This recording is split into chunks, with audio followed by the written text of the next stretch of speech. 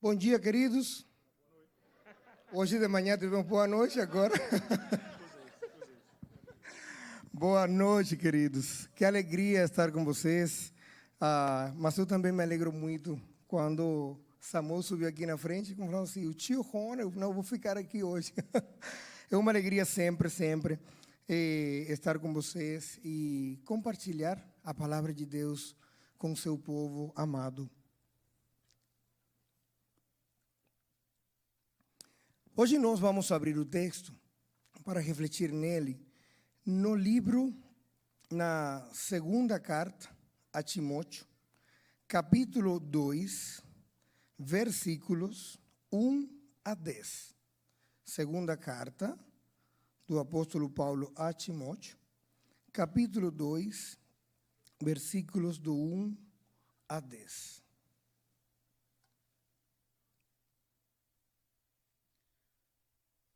Acharam? Vamos ler juntos? Tu, pois, filho meu, fortifica-te na graça que está em Cristo Jesus. E o que da minha parte ouviste, através de muitas testemunhas, isso mesmo transmite a homens fiéis e também idôneos para instruir a outros. Participa dos meus como bom, nenhum soldado em serviço, porque o seu objetivo é, igualmente,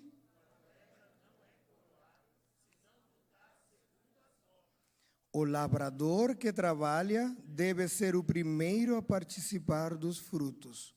Pondera o que acabo de dizer, porque o Senhor te dará compreensão em todas as coisas. Lembra-te, descendente de Davi, segundo o meu evangelho, pelo qual estou sofrendo até algemas como malfeitor. Contudo, a palavra de Deus não está algemada. Por esta razão, tudo suporto por causa dos eleitos, para que também eles obtenham a salvação que está em Cristo Jesus com eterna glória. Querido Deus, que alegria abrir o texto sagrado e ler essa palavra que é viva e eficaz e mais cortante que toda espada. Abençoa, Senhor, a Tua palavra hoje, nas aplicações, na explicação do texto, em cada uma das ilustrações, e ajuda-nos a cada dia a ser mais como Jesus, que as pessoas, ao olharem para nós, possam ver a Tua face em nós, a Tua alegria em nós, o Teu domínio próprio em nós. Ajuda-nos a viver o Teu Evangelho, o Evangelho descrito aqui no texto sagrado. No nome do Senhor Jesus Cristo. Amém. Querido, há muitos anos, quase no finalzinho da Segunda Guerra Mundial, um soldado escreveu uma carta para sua família. E naquela carta longa, ele ressaltou, grifou uma expressão comovedora para a família dele, muito comovente. Mãe, eu tenho medo, mas descobri que a coragem é avançar mesmo tremendo. Mãe, eu tenho medo, mas eu descobri aqui na guerra que coragem é avançar mesmo tremendo. Que expressão, que texto, mesmo breve, lógico, ele escreveu muito mais, mas que texto poderoso, escrito para uma mãe, logicamente também preocupada pelo seu filho. Eu tenho medo, muito medo, mas eu descobri que coragem é avançar mesmo tremendo. E esse texto, quando eu li esse fragmento da carta, me lembrou de duas situações. Uma, do autor da carta, que está escrito, que passou para nós como cânon no texto sagrado. O autor da carta, o apóstolo Paulo, que escreveu para Timóteo, seu filho amado. Não era filho natural, mas um filho ministerial a quem ele dedicou muitíssimo tempo e muitíssimos ensinos. E tem duas coisas importantes aqui para nós ressaltar dessas duas pessoas. A primeira, o apóstolo Paulo, estava numa situação terrível. No ano 64, um terrível incêndio acabou com Roma, a capital do império.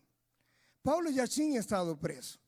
Então, na prisão anterior, ele também escreveu uma carta para Timóteo.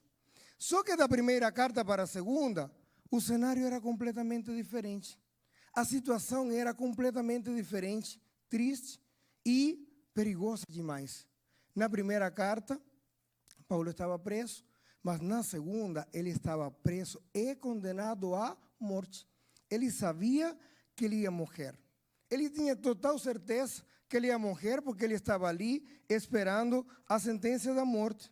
O modelo da carta que ele escreveu para Timóteo, seu filho do coração, ele estava escrevendo por duas razões. A primeira parte, o primeiro bloco da carta toda, ele estava incentivando a Timóteo a quê? A ouvir, aceitar e valorizar seu chamado como líder da igreja. E na segunda, era para lidar com mestres corruptos, com pessoas complicadas que estavam ensinando doutrinas falsas. Então, nós estamos aqui com um contexto bem conturbado. Por um lado, Paulo preso numa triste e solitária prisão, úmido, com muitas, já nos últimos dias, e nós temos um jovem pastor de uma igreja em formação que precisava ter a coragem suficiente para pregar a palavra. A começar por ele. Aquele jovem tímido precisava sentir e ter a coragem suficiente para continuar. Então, depois de ver esses contextos, nós entramos no texto e no próprio versículo 1, nós podemos ver: tu, pois, filho meu, fortifica-te na graça que está em Cristo Jesus. Fortifica-te na graça. Esse verbo vem de fortaleza. Fortalece-te na graça. A força do servo de Deus não vem desse mesmo, Timóteo. Não é pela tua capacidade, não é pela tua eloquência, não é pelas amizades que você tem, não é pela alegria com que você comunica. Fortifica-te na graça. A fonte da força que você precisa para o ministério é a graça que está em Cristo. Não é o esforço humano. Não é a quantidade de livros e cartas que você está lendo. Não é dos teus relacionamentos. Fortifica-te na graça que vem somente do Senhor Jesus Cristo. Não existe nada melhor, queridos, que sustente o ministério mais do que a graça do próprio Senhor Jesus Cristo. Graça não é apenas algo que nós merecemos. Graça é muito mais do que nós merecemos. Eu lembro há muitos anos, o meu filho José, ele sempre foi muito tranquilo, quietinho, obediente, sempre senta do nosso lado, nunca ele deu nenhum problema. E a Lady e eu, às vezes, somos um pouco distraídos, contemplativos, a gente gosta da natureza, e nós fomos no maior parque de diversões da capital do nosso país, Havana.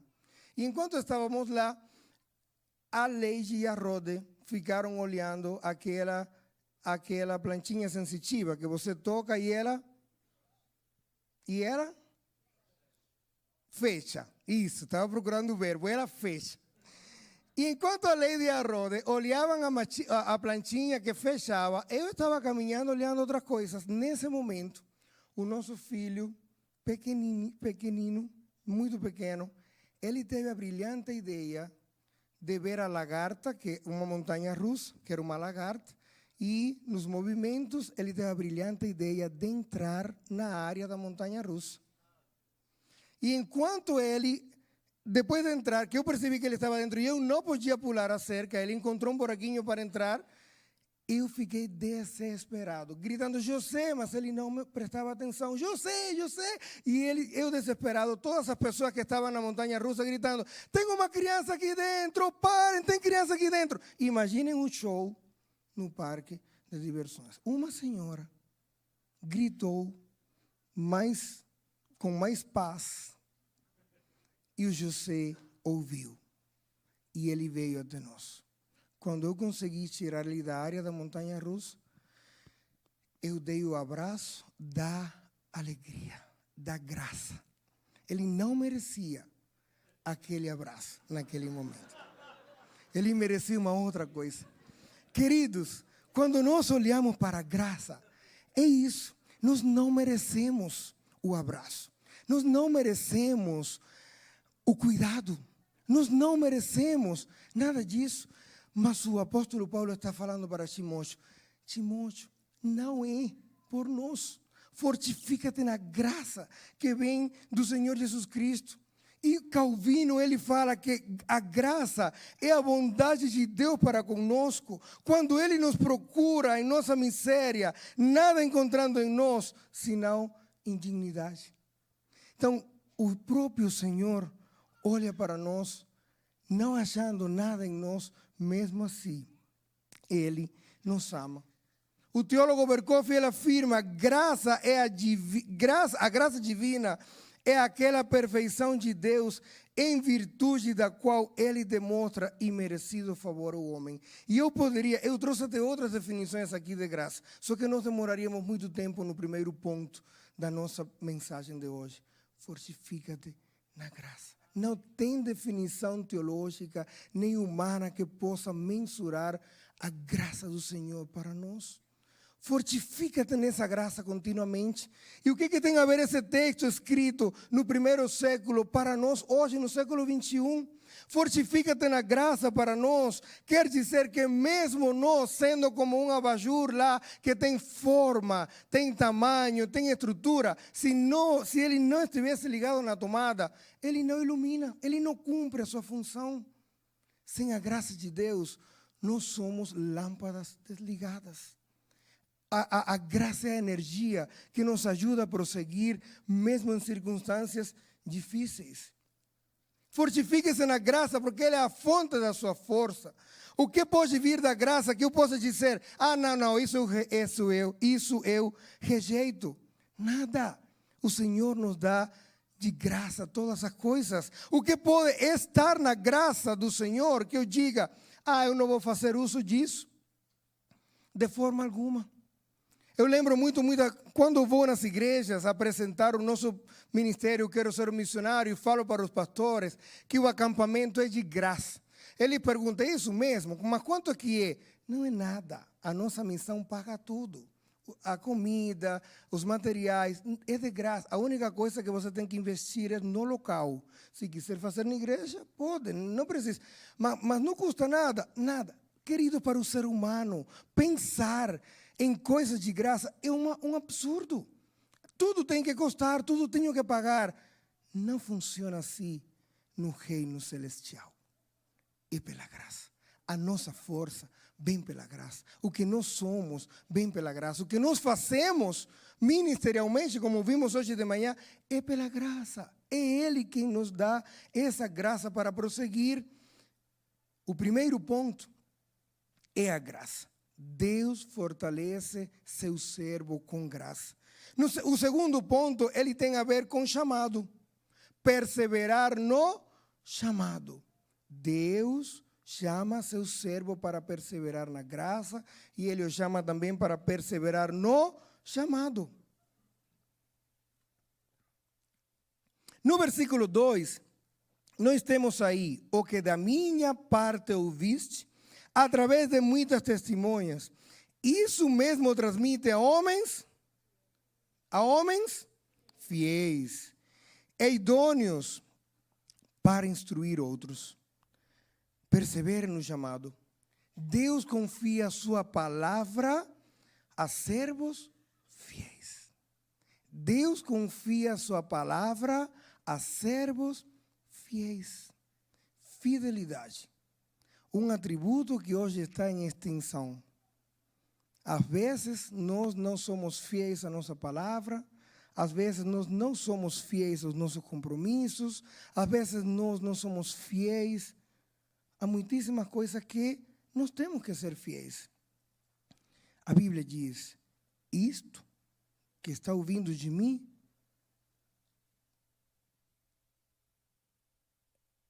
transmite a homens fiéis. Fiéis. O que ouviu Timóteo? O que ele ouviu? Na carta aos Gálatas, o apóstolo Paulo nos nos escreve para a igreja da Galácia, da província da Galácia, ele escreve assim: mas faço-vos saber, irmãos, que o evangelho que por mim foi anunciado não é segundo os homens, porque não recebi de homem algum, nem me foi ensinado, mas pela revelação de Jesus Cristo. Isso que ouviu Timóteo, o evangelho fiel que Deus deu para seu servo Paulo. Timóteo, você é o depósito desse evangelho. Você é o mordomo e isso deve ser transmitido com fidelidade. Nós precisamos transmitir essas palavras, este evangelho, com fidelidade. E o verbo grego aqui para transmitir é confia, entrega com responsabilidade. E o ensino tem que ser passado dessa forma. Ele tem que ser passado com fidelidade a homens segundo as características que o Senhor ditou. Na primeira carta do apóstolo Paulo a Timóteo, ele escreve as características dos presbíteros, dos diáconos. Então, quando nós lemos um texto, quando nós lemos uma carta, nós não podemos esquecer o contexto que ela foi escrita, a ênfase que foi colocado naquele texto para aquele fim. E na carta, no capítulo 3, o capítulo seguinte, Paulo escreve as características que tem que ter os diáconos, que tem que ter os presbíteros, os líderes têm que ser assim, Timóteo, homens fiéis que vivam segundo as regras. E quando nós temos o texto sagrado, hoje nós temos o cânon completo aqui nas nossas mãos, nos nossos celulares, e nós podemos ler, ouvi-lo, e com muita facilidade. Desde o Antigo Testamento, Deus estava falando isso para seu povo. Ele estava falando isso para seu povo até com os salmistas, nas poesias. O Salmo 78, capítulo 5 a 7, a Bíblia diz assim: para que pusessem em Deus a sua confiança e não se esquecessem das obras do Senhor. Então, hoje que nós temos aqui e estamos trabalhando nesse texto, o que ouviste de mim, diante de muitas testemunhas, isso mesmo transmite a homens fiéis. O Senhor estava falando em forma de poesia para seu povo.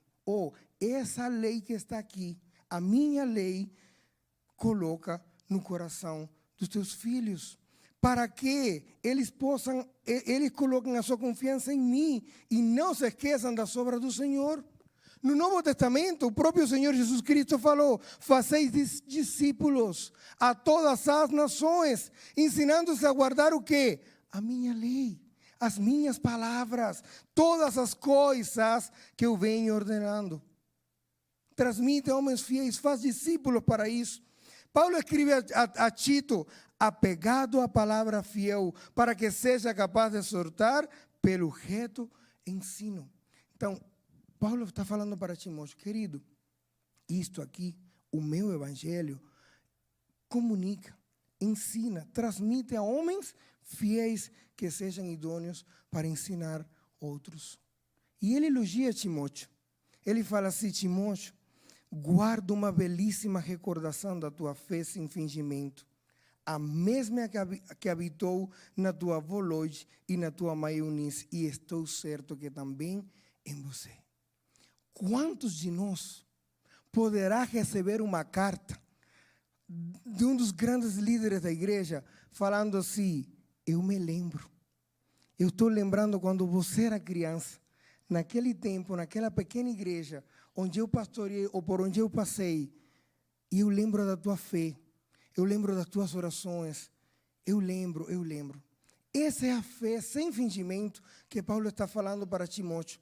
Quantos de nós podem receber isso dos nossos filhos? Mas hoje nós temos o mesmo mandamento. Hoje nós precisamos instruir aqueles que são idôneos para ensinar outros. E isso tem que começar dentro dos nossos lares. E às vezes nós somos homens falhos. A gente é cansado do nosso trabalho. Eu sou pastor de crianças. E eu falo sempre para eles assim: ninguém levante a mão. Hoje de manhã eu tive que substituir. Hoje de manhã, aliás, eu tive que me fortificar na graça. Porque hoje eu cheguei na igreja feliz para trabalhar no meu gabinete e assessorar alguns professores se precisavam. De repente, uma professora recebeu uma ligação: Ronel, eu tenho que ir rápido para o acampamento. A minha filha está passando mal. E eu tive que dar aula na sala de 6 anos. Terminou a aula e eu tive plenária da UCP.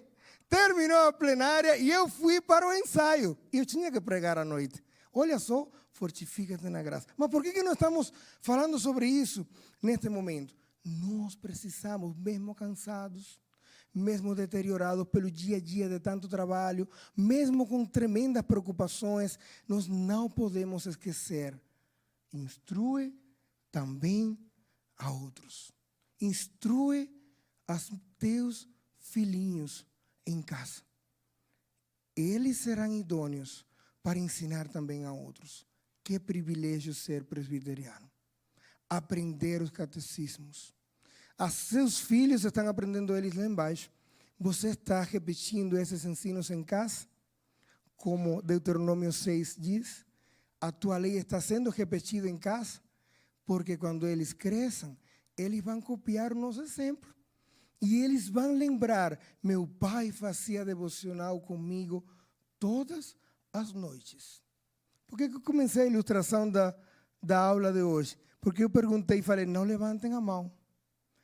Vocês fazem a devocional todos os dias?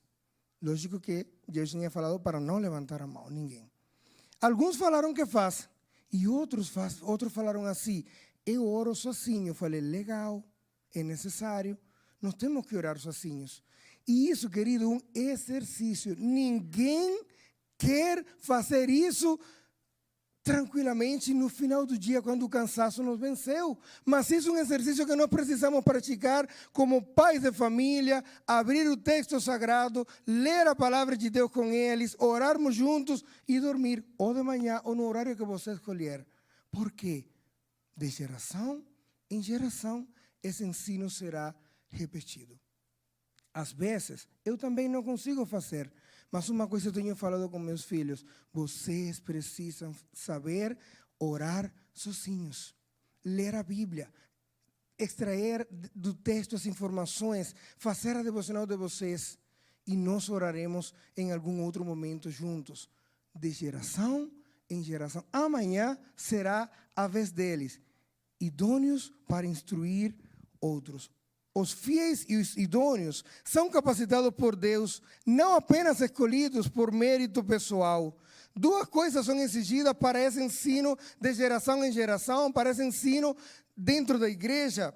Duas coisas são exigidas. Uma, fidelidade e capacidade de ensinar. Alguns têm atitude pedagógica, mas não são fiéis. Não pode. Outros são fiéis, mas não são capazes de transmitir o ensino com fidelidade.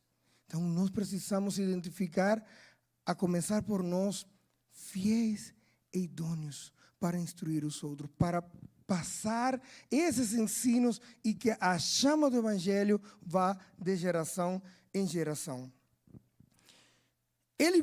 Deus vê como que essa fé é transmitida de geração em geração. Sirva o Senhor hoje, no século 21, como depósito do Evangelho. Faça discípulos de todos os grupos sociais, queridos, e nós às vezes temos repulsão por algum tipo de grupo social dentro da comunidade onde nós nos desenvolvemos.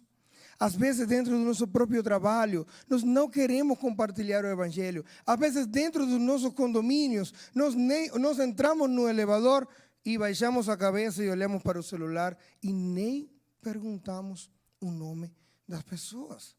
E nós aqui pregamos, vai pelo mundo e prega o Evangelho. Você não prega o Evangelho nem dentro do elevador. Eu também, às vezes, não.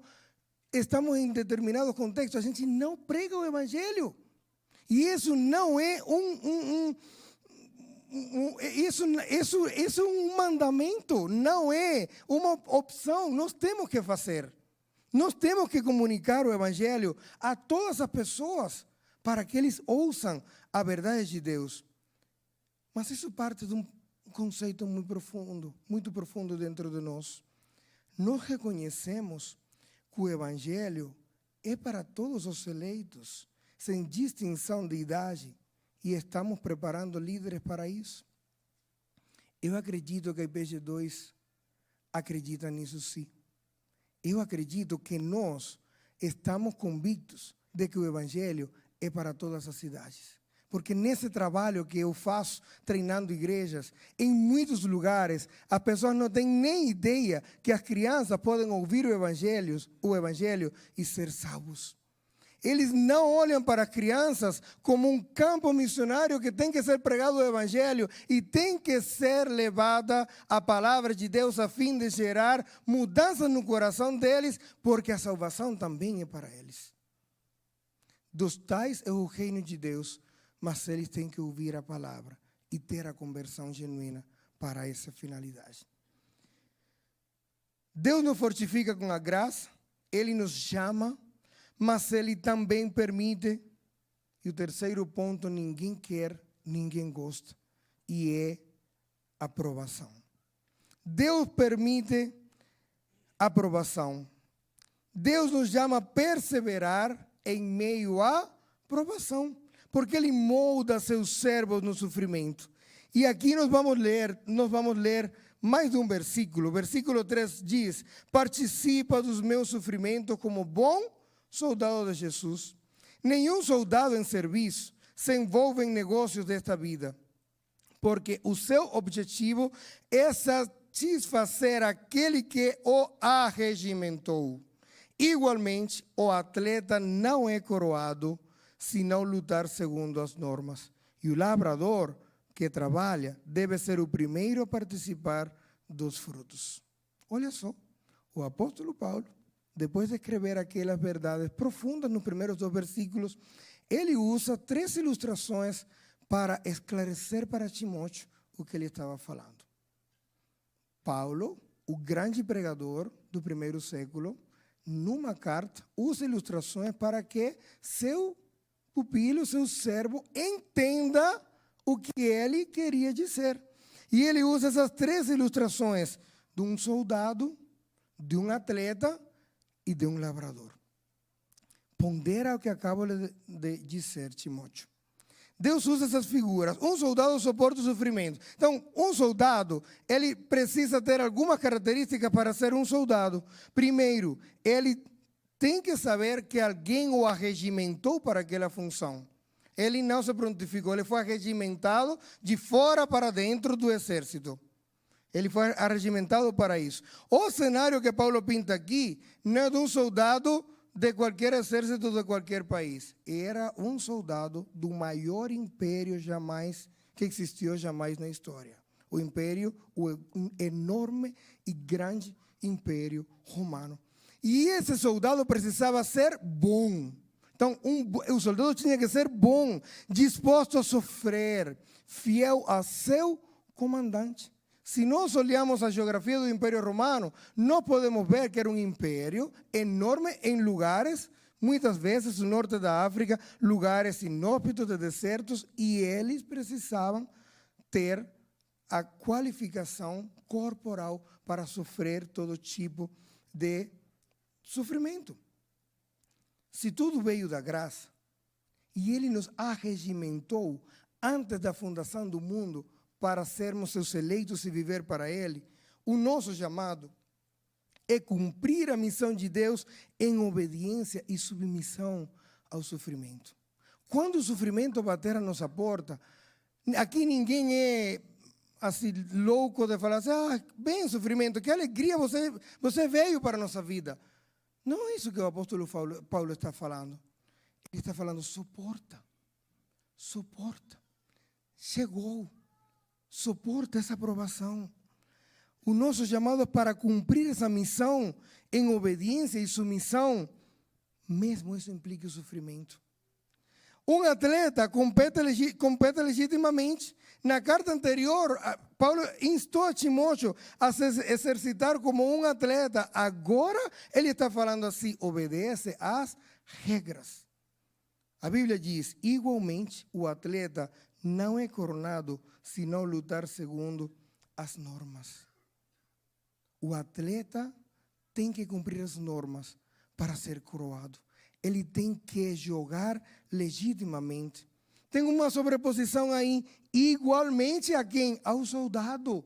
Ele foi convocado para uma missão específica. Se o soldado ele passa de revista, o atleta tem um grande estádio olhando para ele e ele precisa do esforço, ele precisa de uma correta alimentação, ele precisa de ser focado e disciplinado para ganhar o esporte que ele está concursando, que ele está fazendo ali.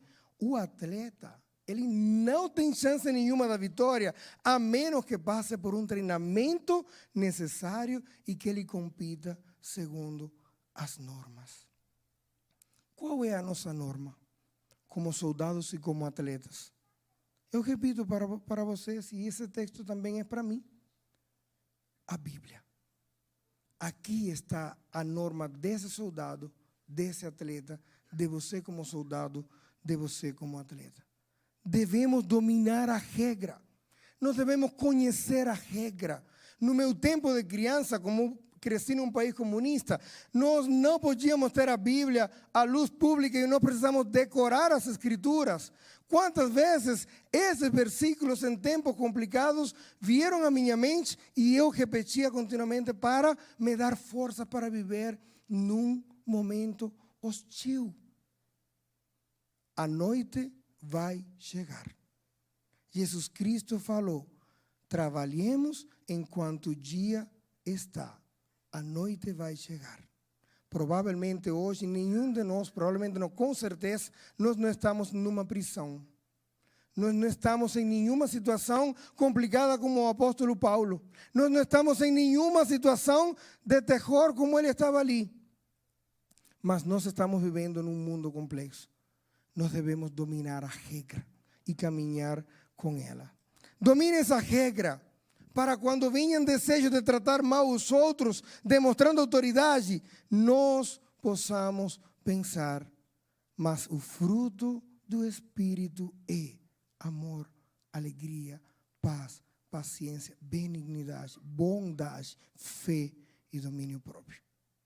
Domine a regra para quando venha desejo, vontade de manipular pessoas e circunstâncias, fazendo-a converger para lograr o que nós queremos, nós possamos pensar: guardo no coração as tuas palavras para não pecar contra ti. Tenhamos um estilo de vida regrado, segundo a regra. Atletas de alto rendimento têm um estilo de vida diferente do nosso. E no último lugar, nessa ilustração, o apóstolo Paulo fala para Timóteo: seja como um lavrador. E aí muda o foco completamente. Acabou os holofotes do estádio, acabou o passe de revista, e ele coloca a história de um lavrador que ele trabalha e deve ser o primeiro a participar de quê? De colher os frutos. A palavra grega aí é que trabalha arduamente, até o limite físico. E ele espera o fruto que só Deus pode dar.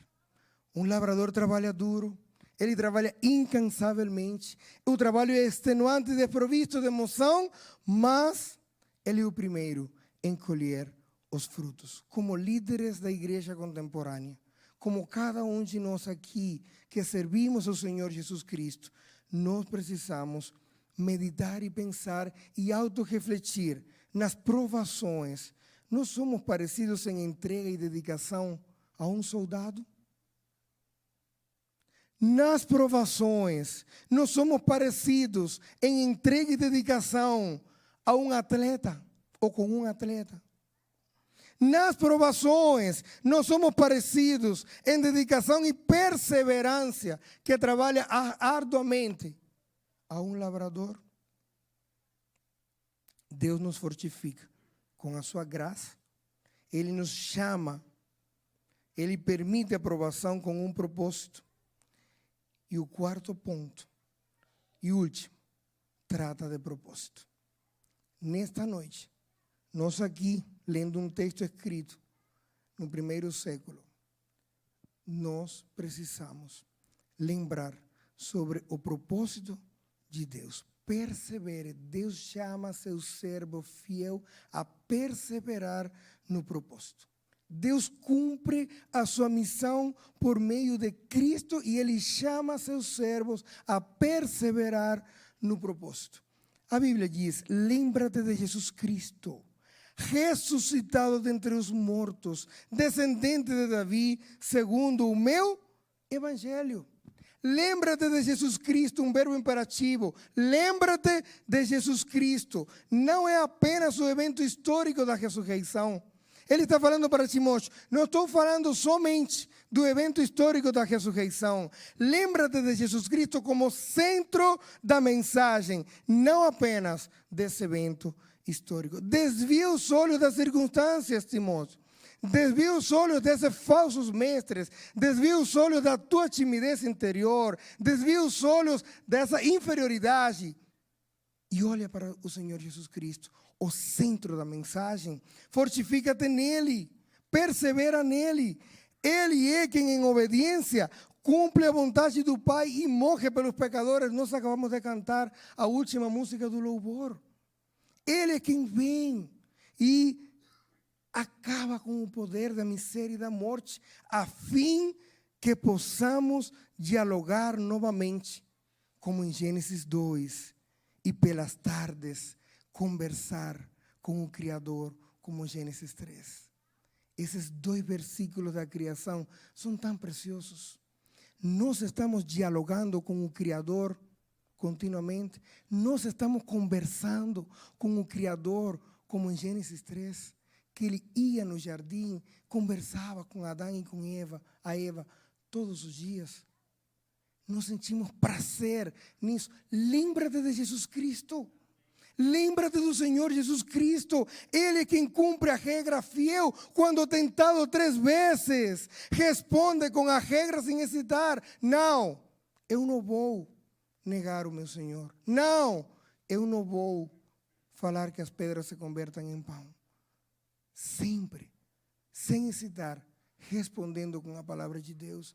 Ele é o nosso modelo. Ele é quem trabalha e faz a obra se cumprir, mostrando em todo momento o cumprimento das profecias veterotestamentárias. Querido, a profecia que mais eu amo, e mês que vem a gente vai pensar nela com carinho e vamos meditar nisso, é a questão de Maria.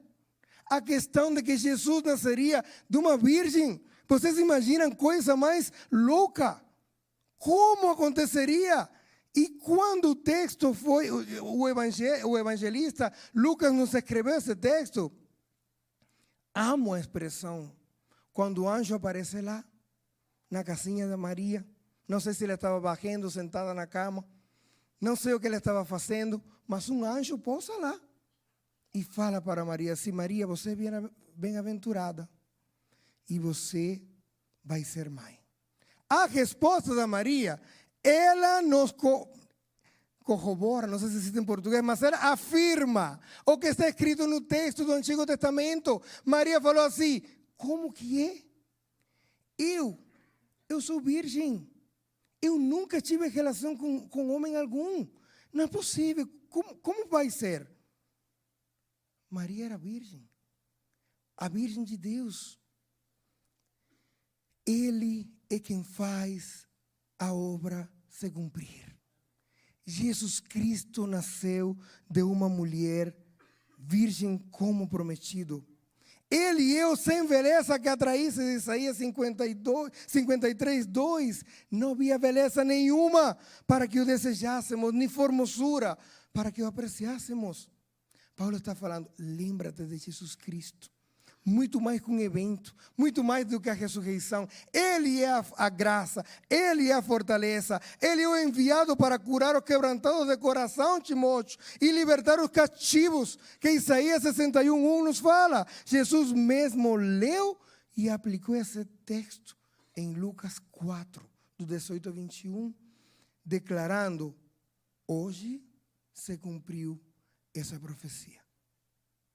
Ele mesmo.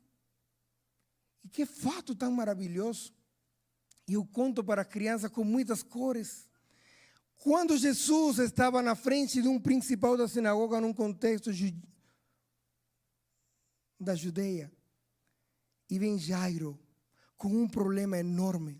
O principal da sinagoga, A filha estava doente, ao ponto de morrer, e aquele homem desesperado chega: Jesus, a minha filha vai morrer. E na cena, uma mulher impura, que não era nem para estar ali, porque não podia estar naquela praça, num contexto como aquele, vai devagarzinho e ela toca as vestes de Jesus. E Jesus não fala mais com Jairo e começa a falar com uma mulher impura, na frente do principal da sinagoga. Vocês estão vendo que mundo de contrastes? Esse Jesus é que Paulo está falando para Timóteo. Ele é a graça. Fortifica-te, persevera, continua no chamado, porque Ele é quem fortalece. Esse Jesus olhou para aquela mulher e falou assim: a tua fé te salvou. E esse Jesus olha para Jairo e fala: tem fé, ele apenas dorme. E vocês conhecem o resto da história. Quem não conhece, a menina estava morta mesmo, não estava dormindo. E ela ressuscitou. Esse Jesus é o Todo-Poderoso de Deus. Ele é o Jesus que Paulo está falando para seu filho Timóteo e para nós no século 21. Timóteo, Elisana,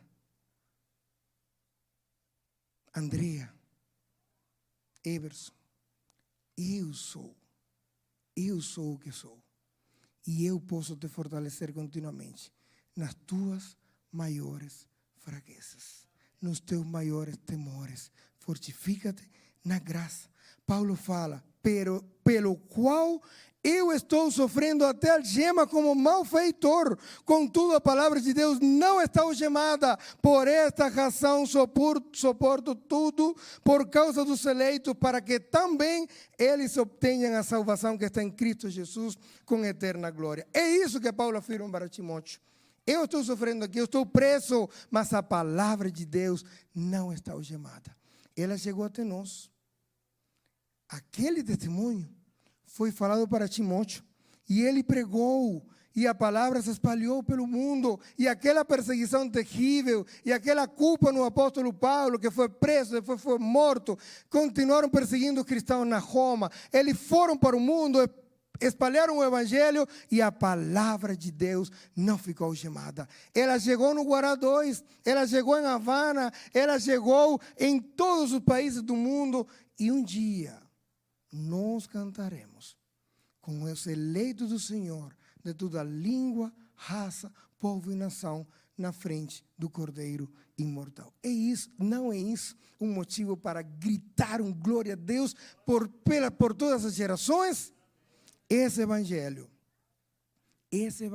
que não ficou algemado, foi o evangelho que chegou até nós no século 21. Deus nos chama a lembrar que Jesus Cristo é o mesmo que em meio às lutas, dúvidas e sofrimentos, na doença cruel que mata a nossa rotina, persevere.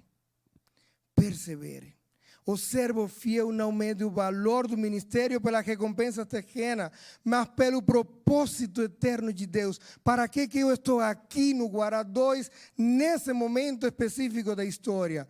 Persevere no propósito pelo qual Deus o colocou aqui. A fidelidade de Cristo o levou à cruz. A fidelidade que Ele pede de nós, dos seus servos, nos leva ao sacrifício.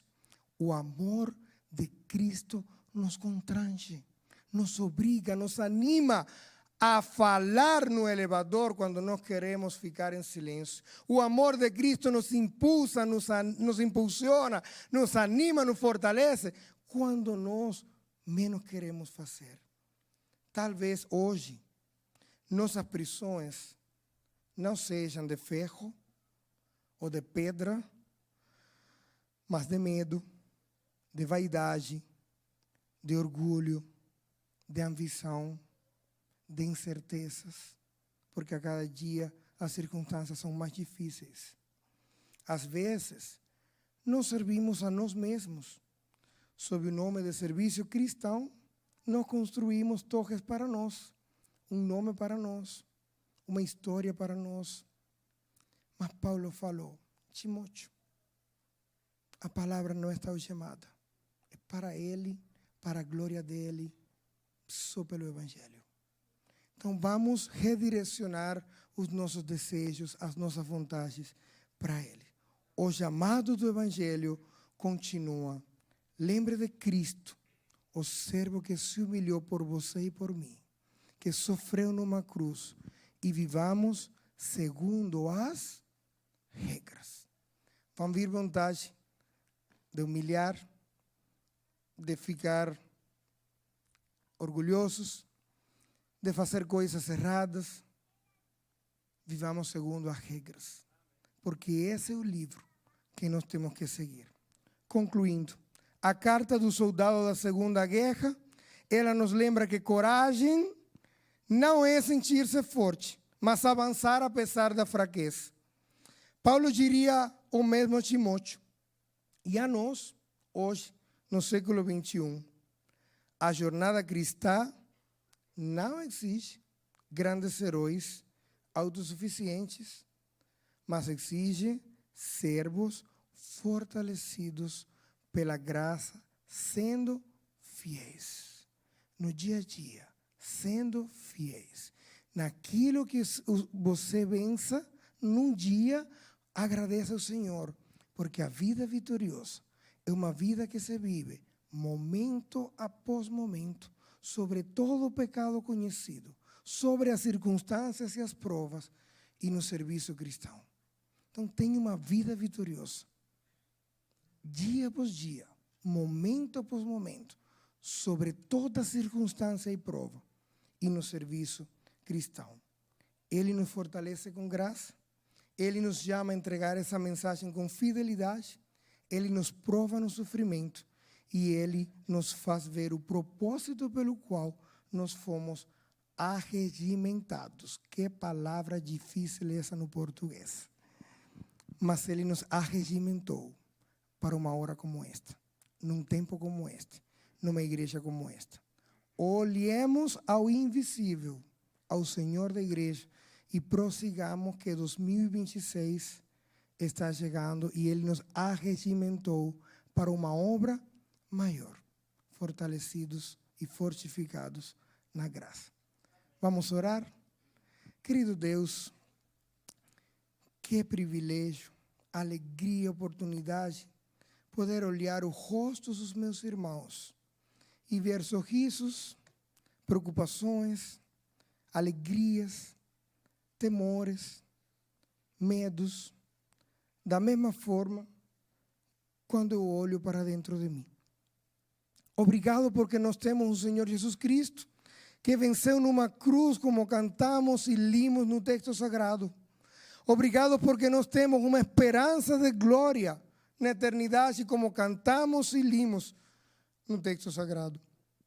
E a tua palavra não ficou chamada na Roma, também no Brasil, em nenhum lugar. Ela é viva e eficaz, e ela nos ajuda a cada dia a viver o que o Senhor preparou para nós numa hora como esta.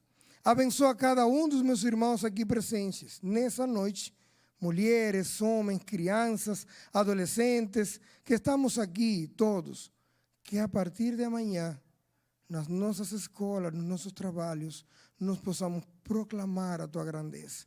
Quando vierem as circunstâncias complicadas, que nós possamos pensar que alguém nos arregimentou para uma obra maior e que possamos glorificar tu nome com boas atitudes, com um bom exemplo de Cristo vivendo em nós. Obrigado por esse tempo juntos, no nome do Senhor Jesus Cristo. Amém.